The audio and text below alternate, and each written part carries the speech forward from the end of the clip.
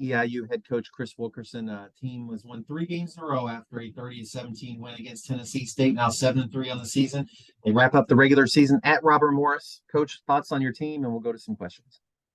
Yeah, Kyle, thanks for having us. Certainly proud of the way the guys responded last week, and I was pleased with the way we started the game and with the way we finished the game. There's still a ton of stuff to correct in the middle, but it was great to see those 23 seniors be able to celebrate their last home game at O'Brien Stadium the right way with a hard-fought victory over a very talented, well-coached, disciplined Tennessee State football team. So, obviously no time to rest. We're on to the next, and it's a great opportunity this week. It's going to be a long trip to Moon Township to play Robert Morris, who is very, very well coached, certainly has won 2 games in a row and is playing very hard right now. So excited about the opportunity. What have you noticed about Robert Morris that concerns you as far as this weekend's game? I'll tell you what, they are playing very, very hard. They've won 3 of the 5 games they've played at home so far. So they played very well at home. Coach Clark has done a phenomenal job. The guys are playing with a great deal of confidence. Their quarterback is certainly one of the best quarterbacks in the league. I know he sat out last week. I don't know exactly what was going on there, but I expect to see him this weekend. Robinson leads the league in receptions. Their talented wide receiver and their tight end is also extremely talented, a graduate transfer, the second leading receiver on their roster. Their offensive line is long and physical. The running backs run very hard, and they do a lot of different things on offense. So there's a lot of eye candy, multiple motions and shifts. And so you got to get yourself lined up. And you got to make sure your eyes are in the right place and be able to, respond very well, very quickly to a lot of different looks. And then on defense, they're big and physical up front.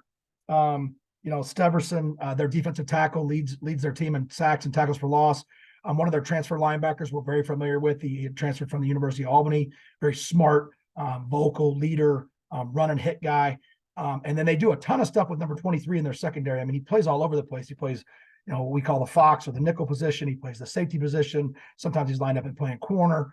But they've been a bend but don't break op. They attack the football, and they play with the middle closed a little more than what we've seen teams this year. So it's going to be a tremendous challenge. Again, they're playing their best football here at the end of the year, and I'm sure that they're very confident about the opportunity to play us at their place. So we just got to focus on what we can.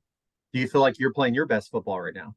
Yeah, certainly. I think, Saturday was our best team performance of the year, where we played offense, defense, and special teams all had very impactful moments. And we showed some flashes of positive play, especially early in the game and especially late. Now in the middle, there was some things that we didn't accomplish the way that we want to. And so we got to continue to address those things. But like 2 weeks ago, I was very pleased with the way we started, but we didn't finish very well, but we did enough to win the game.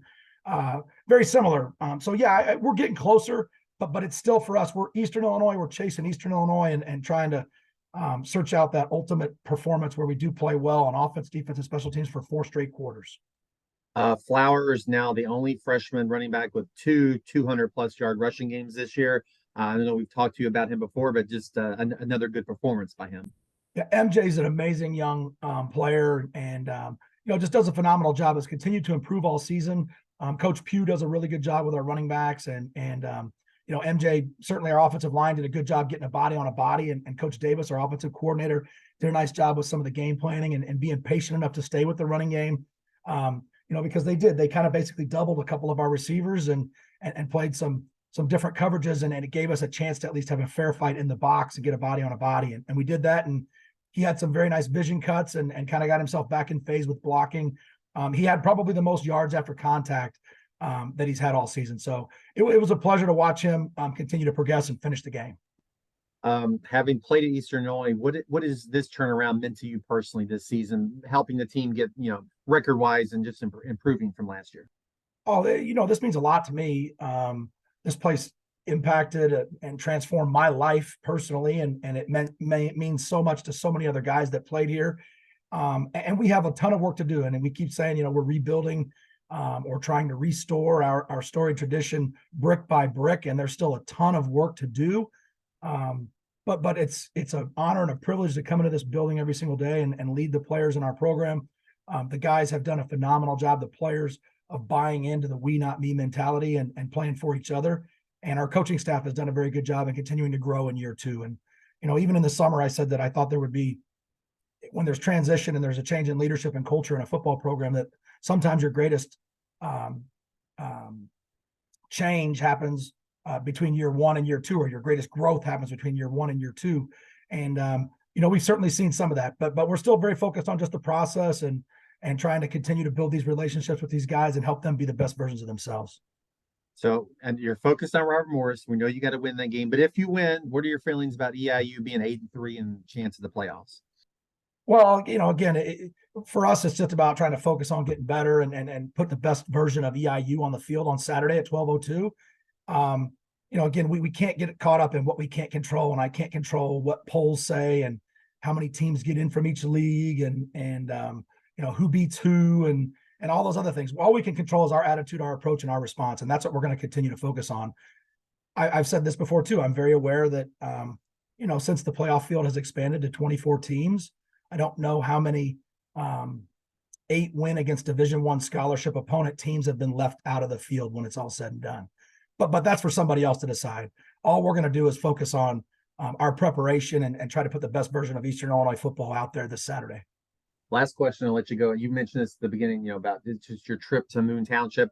Is there excitement to going somewhere that you've never been before and playing a team like that? And maybe it's not that's your last game of the season, but is that an exciting feeling to go somewhere new? It is. And that's one of the unique things about this Big South OVC merger and Stronger Together and getting to go to some different places geographically. It's a great experience for the guys. We're going to actually leave Thursday after practice and try to break the trip up. So it won't be as drastic getting over there, and then coming back, it'll be a little bit of a long haul, but certainly playing in some different places geographically. Our football ops guy, David Brubaker, he's actually from Lancaster, PA.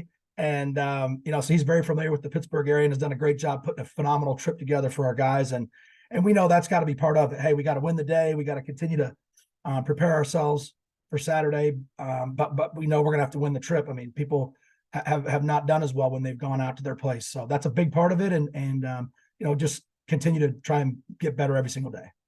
Coach, appreciate your time this morning and all year long, and best of luck to your team this weekend. Thanks a million, Kyle. Go Panthers.